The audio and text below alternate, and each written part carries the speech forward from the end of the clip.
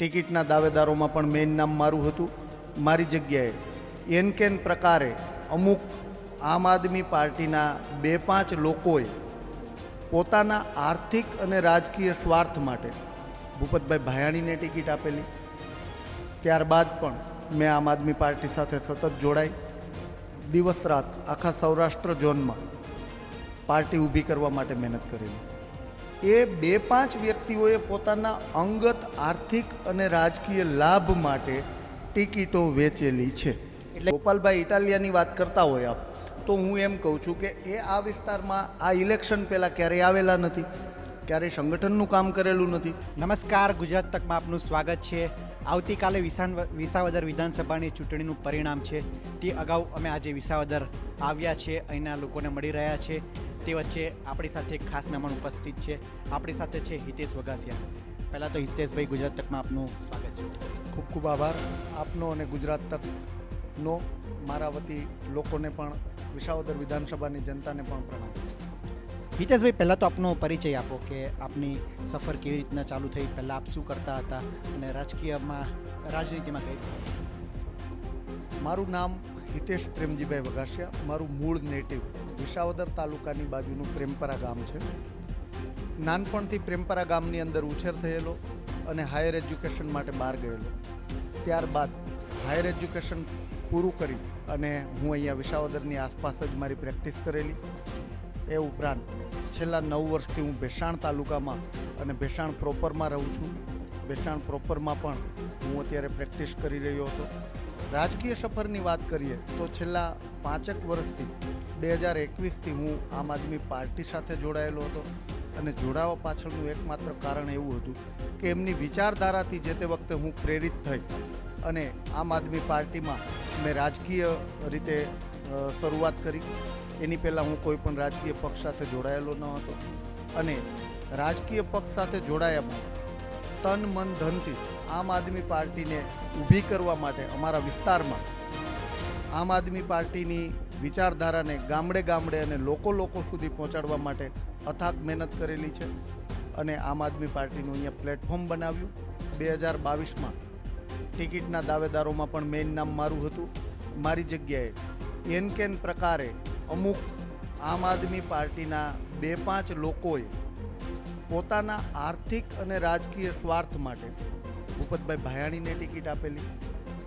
ત્યારબાદ પણ મેં આમ આદમી પાર્ટી સાથે સતત જોડાઈ દિવસ રાત આખા સૌરાષ્ટ્ર ઝોનમાં પાર્ટી ઊભી કરવા માટે મહેનત કરી.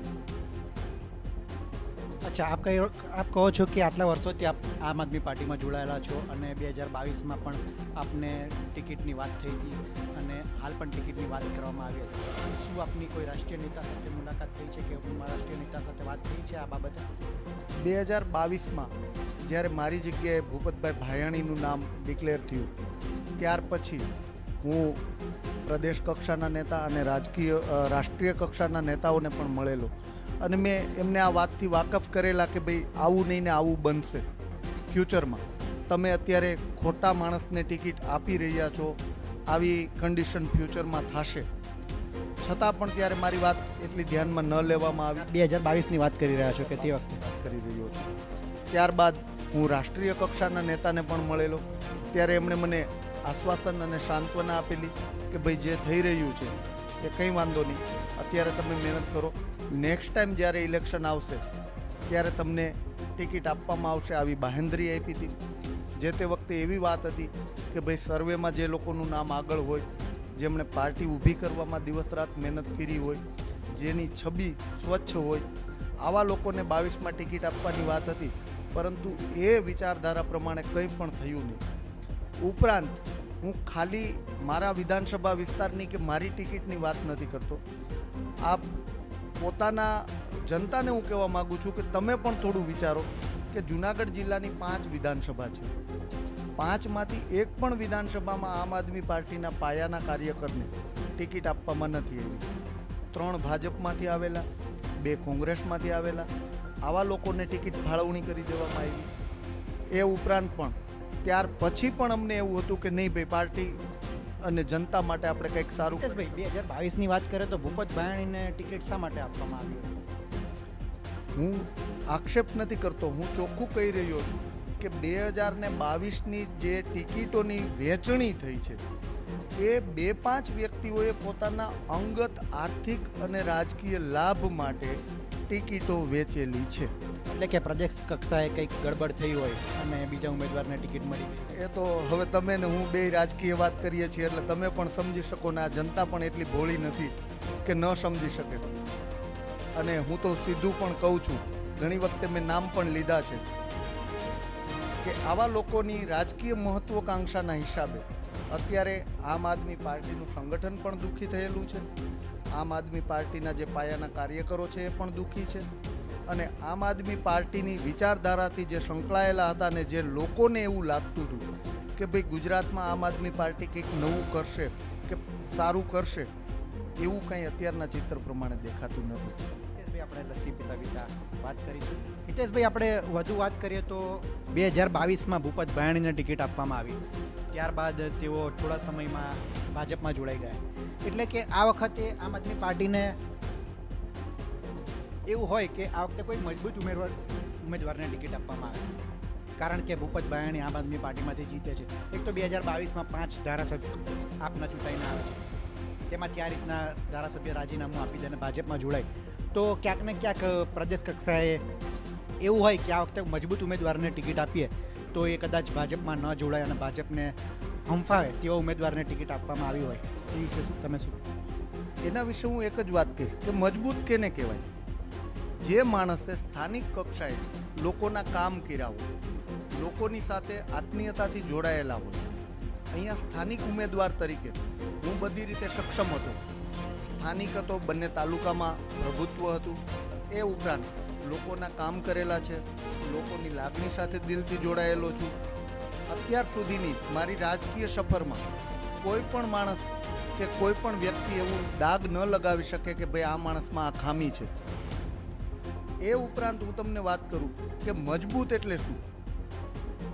જે માણસે લોકોની વચ્ચે ગોપાલભાઈ ઇટાલિયાની વાત કરતા હોય આપણે, તો હું એમ કહું છું કે એ આ વિસ્તારમાં આ ઇલેક્શન પહેલાં ક્યારેય આવેલા નથી, ક્યારેય સંગઠનનું કામ કરેલું નથી, ક્યારેય લોકોના કૂપનનું, જીએબીનું, મામલતદાર કચેરીનું, પોલીસ સ્ટેશનનું ક્યારેય કામ નથી કરેલું.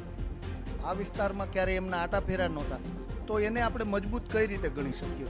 અને વાત કરીએ બીજી કે ચાલો છતાં પણ પાર્ટી જો એવું વિચારતી હોય તો મારું એટલું કહેવાનું છે કે પાર્ટી સંગઠનને સાથે રાખી અને મહત્ત્વના નિર્ણયો લેવાતા હોય છે. આજે પણ હું તારીખ સાથે કહું, 23/3/2025ના રોજ ગુજરાતની કોર કમિટીને આખી કમિટીમાં હું પણ હતો. અમને લોકોને દિલ્હી અરવિંદ કેજરીવાલ સાહેબે બોલાવ્યા હતા કે ભાઈ આગામી પેટા ચૂંટણીઓ અને ત્યાર પછીની તાલુકા જિલ્લા પંચાયતની ચૂંટણીઓ અને 27માં જે આવનારી વિધાનસભા છે માટેનો આખો રોડ મેપ તૈયાર કરવાની વાત હતી. પરંતુ હજી પણ હું કહું છું કે 2-4 લોકોની પોતાની આર્થિક અને રાજકીય મહત્વકાંક્ષાના હિસાબે ગોપાલભાઈ ઇટાલિયા અને મનોજભાઈ સોરઠિયા દિલ્હી પહોંચી ગયા. 2 દિવસ અગાઉ પહોંચી ગયા. ત્યાં એમણે શું વાત કરી એ જાણે. પરંતુ હું દિલ્હી એરપોર્ટે સવારે 11 વાગે પહોંચ્યો તો ટિકિટ ડિક્લેર કરી દેવાનું કારણ શું?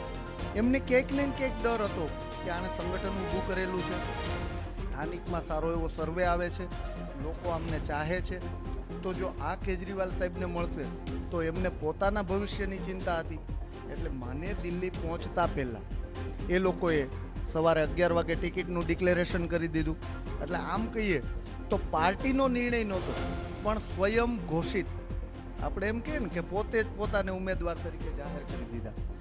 તો આવી વાતના હિસાબે હું એમ કહું છું કે રાજકીય ક્ષેત્રમાં કોઈ પણ પાર્ટી હોય એ સ્થાનિક આગેવાનોને, સ્થાનિક લોકોને, સંગઠનને, મને એકની વાત નથી, અહીંના જે કંઈ તાલુકાના પ્રમુખો હતા, જિલ્લાના પ્રમુખો હતા કે સ્થાનિક કાર્યકર્તાઓ ગામડાના હતા, એમને એકવાર પૂછવું જોઈતું, એમને એકવાર સંકલનમાં ને વિશ્વાસમાં લેવા જોઈતા હતા. અત્યારે પોઝિશન એવી આવી છે કે આમ આદમી પાર્ટીના સ્થાનિક કાર્યકરોમાં પણ ક્યાંક ને ક્યાંક આ દુઃખ તો છે જ કે ભાઈ અચાનક કઈ રીતે નામ ડિક્લેર થઈ ગયું. બીજી વસ્તુ, ત્યારે ચૂંટણીનો એવો માહોલ પણ નહોતો, તો ઇમરજન્સી ફટાફટ નામ ડિક્લેર કરી દેવા પાછળનું કારણ શું? તો આવા ઘણા રીઝનો છે જેના હિસાબે હું પાર્ટી છોડી છે અને પાર્ટીથી નારાજ છું. પણ પાર્ટીના જે વિચારધારા હતી એની સામે મેં ક્યારેય સવાલ નથી ઉઠાવ્યો. મને જે 2-4-5 લોકો પોતાની મહત્વકાંક્ષા માટે આજે ગુજરાતની જનતાને ગુમરાહ કરી રહ્યા છે એની સામે મને વાંધો છે અને રહેવાનો છે. હિતેશભાઈ, વાત કરીએ તો પ્રચાર દરમિયાન કોંગ્રેસ ક્યાંક ને ક્યાંક એવું કહે છે કે ભાજપ અને આમ આદમી પાર્ટીના જે બંને ઉમેદવાર છે તે આયાતી છે, એટલે કે બહારના છે, અને જે કોંગ્રેસના નીતિન રાણપરિયા છે તે સ્થાનિક ઉમેદવાર છે. ત્યારે આપ કહી રહ્યા છો કે ગોપાલ ઇટાલિયા પણ બહારથી આવેલા છે અને અહીંયા ચૂંટણી લડવા આવેલા છે. તો આમ આદમી પાર્ટી ક્યાંક ને ક્યાંક આપની પર આરોપ લગાડી રહ્યો છે કે તમે પણ કોંગ્રેસની ભાષા બોલો છો અને આમ આદમી પાર્ટીને નુકસાન કરી રહ્યા છે. ચૂંટણી લડવો તો બધાનો અધિકાર છે, ગમે ત્યાં જઈ શકો છો. તો આ વિશે આપ શું કહેશો? તો હું એ જ કહું છું ને, ચૂંટણી લડવો બધાનો અધિકાર છે. અમે આટલી મહેનત કરી, અમે હકદાર હતા, તો હું પણ ચૂંટણી લડવાનો અધિકારી હતો. મારે લડવી જોઈએ. એક સ્થાનિક આગેવાન તરીકે, લોકોની વચ્ચે રહેનાર આગેવાન તરીકે સૌથી પહેલો અધિકાર મારો આવતો હતો. બીજી વસ્તુ કે 22માં પણ એવું આશ્વાસન આપવામાં આવ્યું હતું કે નેક્સ્ટ ટાઈમ તમે છો.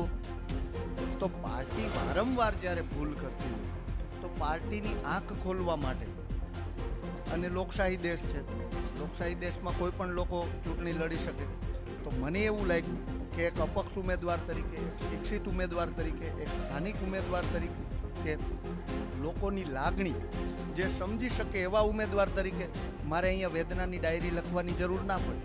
શું કામ ના જરૂર પડે? કારણ કે અહીંના લોકોની સાથે હું સતત વચ્ચે રહું છું, લોકોની પીડાથી હું વાકેફ છું, એમની જે વેદના છે એ અમારા હૃદયમાં છે. તો અમારે એવા ખોટા ડાયરી લખી અને તૂત કરીને લોકોને ગુમરાહ ન કરવા પડે. અહીંના લોકોને સ્થાનિક હોવાના નાતે મારે ફેમિલિયર રિલેશન છે, ઘરે આવી જઈ શકીએ છીએ. એ લોકો પણ અડધી રાતે પણ મને ઉઠાડી શકે છે અને લોકોના કામ કરેલા છે. તો આવી બધી બાબતોના હિસાબે મેં એવો નિર્ણય કર્યો કે ભાઈ ખોટા લોકોના હાથમાં સુકાન જાય એના કરતાં બેટર વિકલ્પ છે કે આપણે લોકોને એક વિકલ્પ આપીએ. અને એટલા માટે મેં અપક્ષ ઉમેદવાર તરીકે લડવાનો નિર્ધાર કર્યો અને અત્યારે હું લડી અને કાલના પરિણામની રાહમાં છે. ભાઈ, ચૂંટણી તો થઈ ગઈ. હવે ભાજપ, કોંગ્રેસ અને આમ આદમી પાર્ટીએ પૂરેપૂરી જોડ લગાવ્યું. અપક્ષ ઉમેદવાર પણ વિસાવદર બેઠક પર ઘણા હતા. તો હવે આપ ચૂંટણીને કઈ રીતના જોઈ રહ્યા છો? શું લાગી રહ્યું છે હવે કે વિસાવદરના મનમાં શું છે? વિસાવદરના મનમાં એક જ વાત હંમેશાથી છે કે ભાઈ અમને અહીંનો અમારો લોકલ ઉમેદવાર જોઈએ, સ્થાનિક જોઈએ, જેને અડધી રાત્રે પણ આપણે કહી શકીએ. હવે વિચાર એવો છે કે અહીંના લોકો નવું કરવા માટે હંમેશાથી જાણીતા છે. તમે જુઓ, અહીંયા કિમલોક પણ જીતેલી છે, એના ઉપરાંત જનતા દળ પણ જીતેલું છે, જીપીપી પણ જીતેલું છે, આમ આદમી પાર્ટી જીતેલી છે, કોંગ્રેસ જીતેલી છે, ભાજપ જીતેલી છે. ભૂતકાળમાં બધા પક્ષો જીતેલા છે. તો આ વખતે મને આશા અને વિશ્વાસ છે કે એક અપક્ષ ઉમેદવાર તરીકે લોકો મારી ઉપર વિશ્વાસ કર્યો છે અને મને આશીર્વાદ આપ્યા છે. તો આ હતા હિતેશભાઈ, જેઓ પહેલાં આમ આદમી પાર્ટી સાથે સંકળાયેલા હતા, પરંતુ તેમને કેટલાક વિવાદો અને મૂળ ટિકિટને લઈને તેઓ આરોપ લગાડી રહ્યા છે કે પ્રદેશ કક્ષાએથી કંઈ ગોલમાલ થઈ છે અને તેમની ટિકિટ આપવાનું ફાઇનલ હતું, પરંતુ છેલ્લા ટાઈમે તેમની ટિકિટ કપાઈ જાય છે અને તેઓ અપક્ષ ઉમેદવાર કરી રહ્યા છે. અને વિસાવદરના પ્રશ્નો અને સમસ્યા વિશે તેમણે વાત કરી. હિતેશભાઈ, અમારી સાથે જોડાવા બદલ, અમારી સાથે વાતચીત કરવા બદલ આપનો ખૂબ ખૂબ આભાર. Thank you. ખૂબ ખૂબ આભાર આપના વતી ગુજરાત તકનો અને વિસાવદરની જનતાનો. પરિણામ જે કંઈ આવે, મને વિશ્વાસ છે કે લોકોએ મને આશીર્વાદ આપેલા છે, પણ છતાં હું જનતાને આજે ફરીથી એક વિનંતી કરું છું કે કાલે સવારથી અડધી રાત્રે પણ કામ પડે તો હું વિસાવદરનો સ્થાનિક છું. તમારા કામ માટે હું તમારી સાથે આવીશ. તમારી સમસ્યાઓના ઉકેલ નહીં થાય ત્યાં સુધી હું તમારી સાથે રહીશ. અને ભૂતકાળમાં પણ મેં મુદ્દાઓ ઉઠાવેલા છે, લોકોના કામ કરેલા છે અને ભવિષ્યમાં પણ કરતો રહીશ. તો આ હિતેશભાઈ કહી રહ્યા છે કે તેઓ આગળ પણ ચૂંટણીનું પરિણામ ભલે ગમે તે આવે, આથી એક ખેલદિલી હોવી જોઈએ કે ચૂંટણીનું પરિણામથી કોઈ લાગે વળગે નહીં. વિસ્તારમાં તેઓ સામાજિક સેવા કરતા રહે છે અને આગળ પણ કરતા રહેશે તેવી તેમણે વાત કરી છે. આ વિડીયો અંગે આપનું શું કહેવું છે તેમને કોમેન્ટમાં જરૂર જણાવશો. અને આવા જ વિડીયો માટે અને વિસાવદર ચૂંટણીને લગતા તમામ સમાચાર માટે આપ ગુજરાત તક જોડાયેલા રહો. સબસ્ક્રાઈબ કરો, લાઈક કરો, શેર કરો. ધન્યવાદ.